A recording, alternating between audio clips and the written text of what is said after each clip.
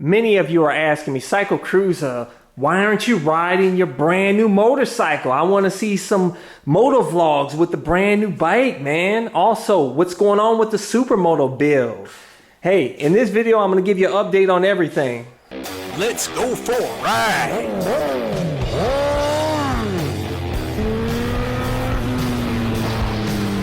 You are watching CycleCruza's all-in-one motorcycle channel. Subscribe today. First off, the reason why I can't ride this awesome and amazing 2019 Yamaha YZ450FX is because she's not street legal yet. I gotta wait for the Ohio title to come in the mail, which can take up to 4 weeks. And as soon as I get that title, I'll take it to the title bureau and I can change it over to a motorcycle title and get a plate. Of course, before then, I gotta put the street legal stuff on. You know, the tail light, turn signals, horn, switch, headlight, yada yada yada, which I've ordered all the stuff. Some of the stuff has come in, which is in that box. A few other items I'm still waiting for. So I can't get out there and have fun and do some urban foolery with this bike yet, man. I want to, believe me guys, I can't wait to, man. But as you guys know, here in Cleveland, man, there's a lot of cats out there riding illegal dirt bikes, doing wheelies and stuff on the street, and they're impounding bikes and everything else. I don't want to get caught up with that, you know, riding this bike, and this bike is loud, man. I've got to break this bike in. I've got to, I'm going to go by the manual where you have to ride it so much at a quarter throttle, half throttle, and then vary the RPMs like first 40 minutes and then do an oil change, check everything. So I can't do that out here on the street. I'm going to have to take it to an abandoned parking lot or somewhere. I'll put it in my van and go take it somewhere. A lot of you guys said, why don't you just take it to the MX track? That's how I want to do that, but I don't want to break it in there because I know I'm going to want to ride hard there. I want to get the oil change over with, and it broke in already before I do that. But anyways, I want to mod the bike clean. You know, you take it to the dirt track, I'm going to have, I love dirt on the bike, don't get me wrong, but before I mod it, I don't want to have dirt all up in the cracks and crevices.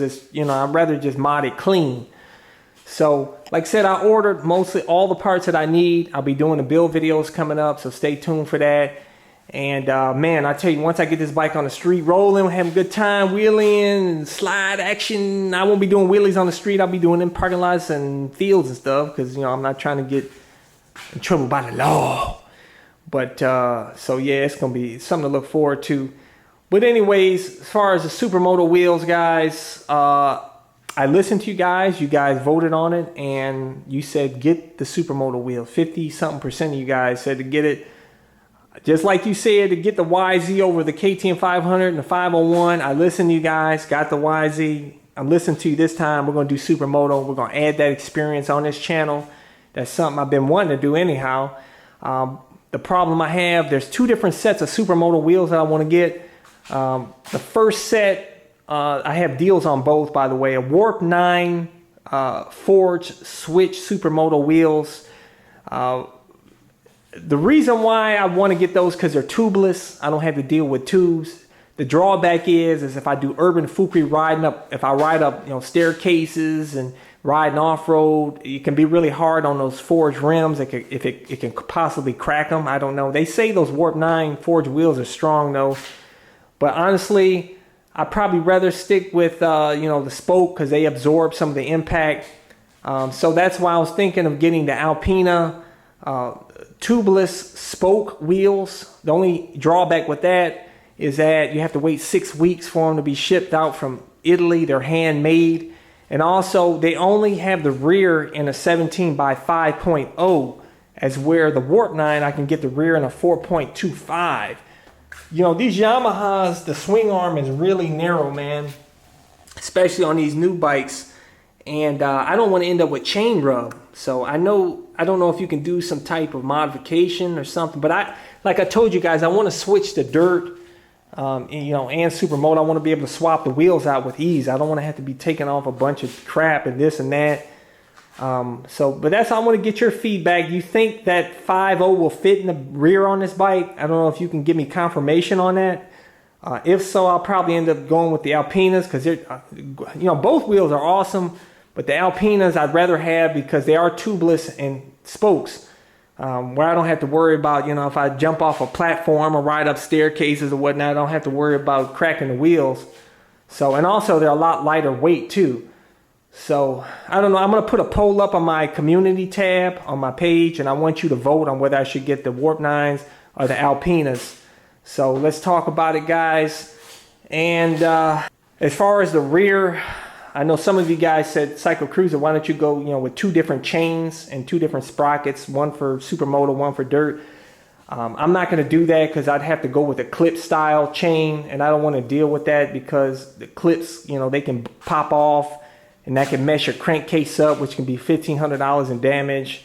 I would rather just stick with 1 chain, and I'll go with 2 different sprocket sizes. I'll go with a 47 for Supermoto and 48 for dirt, and we'll see how that works out using the same chain. Of course, I got to get a new chain because this is right now it's set up on, you know, stock 1350, and I am going to keep the same front sprocket. I know some of you may say, you know, up the teeth for the front sprocket, but I'm not messing with it, guys. As you seen what happened with my WR250R with that crappy Pro X sprocket, I'm sticking with OEM 13. This ain't changing. Any changes are going to be at the rear from here on out. I'm not messing with the front no more, man. So we'll see how it all works out, guys. Like, you know, this Supermoto experience, I'm a noob with it, but I'm sharing it with you guys. So for those of you that want to possibly be interested, I'm going to let you know what the real deal is on whether Supermoto is better or as good as dual sport setup. Because I love dual sport, and I told you I really wanted to just do dual sport setup with this. But I'm going to try to experience the Supermoto life and share it with you guys, and I'll let you know if it's that much better. So stay tuned to my channel. As I told you guys, I got some build videos coming up. You know, like I said, I ordered most of the parts. I also went ahead and I ordered some radiator guards, which I recommend if you get a new dirt bike or dual sport, put them radiator guards on, guys, because I tell you, you drop the bike and bust that radiator and you're out somewhere far away, thing leaking coolant all over the place, your bike overheats, it's just a mess, man. I say, before, you know, like I said, get those. And by the way, I'll include a link in the description and comment section of this video to a lot of the parts I got for the bike. Also, my Zeta handguards I'm waiting for with the bracket. I'm waiting for the Trail Tech speedometer that shows the RPMs and the temperature of the bike. That's on back order, which is going to take like a week and a half.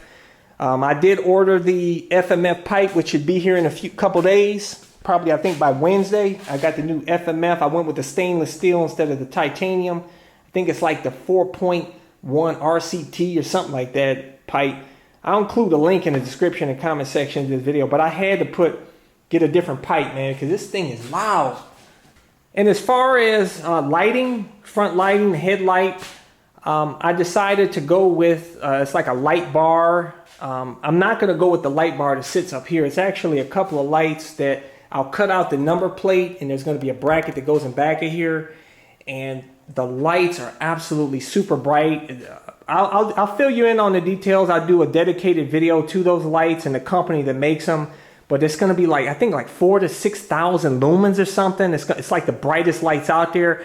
And he actually, the company has a filter that you put on, you pop on the lights, and it's like an amber filter so you can use for street use. And then when you go to off-road, you can pop that amber filter off. By the way, I have the oil here, the Rotilla T415W40 I'll be using for this bike. As you guys know, with dirt bikes, you're married to bottles of oil because you got to change the oil like every 7 hours. I've been using Rotilla oil for years, since I started this channel. And I'll tell you, all my bikes run really solid. My CBR 1000 WR still runs like it's new, like in my WR250R and other bikes I've had. It is motorcycle approved for motorcycle use. You look on the back, it has a Jasso MA and MA/MA2. It's good for motorcycles. And $50 for 3 1-gallon jugs, guys. $50. I'll include a link in the description and comment section of this video, and this is good for any motorcycle, guys. For all your motorcycles. Anyways, for those of you guys that always keep asking me about my motorcycle gear, such as my camo pants, my boots, my gloves, my leather jackets, helmets, all my stuff, cameras, I always include links in the description and comment section of my videos, or go to my website at CycleCruza.com, click on the menu tab, My Gear, and And those are a bunch of links to all of my stuff. And for those of you guys who want to see more of my videos, click on the menu tab, My Videos. And those are a bunch of playlists with my over 1,200 plus videos categorized into those playlists to make it easier for you to navigate and find what you're looking for, hopefully to inform you, entertain you. Hey, hit thumbs up, share this video. I appreciate it. Comment, guys. It really helps my channel when you do that. It helps motivate me to do more videos. Like I said, this is my all-in-one motorcycle channel, sharing the full experience with you guys with all the different types of bikes and styles of ride and everything. That's what my channel is all about, guys. Subscribe to my all-in-one motorcycle channel, and also go check out my other channel, Moto. It showcases a van that I customized for cheap that allows me to live in my van with my motorcycle anywhere, and has a ton of cool mods. And that channel has everything from build videos, trip videos, anything and everything Moto. As a courtesy, I included 2 video playlists, one for new riders, and those are all of the videos I've done over the years that I feel are helpful for new riders, and also my popular videos playlist. Hey, hit the subscribe button. I appreciate it. Take care.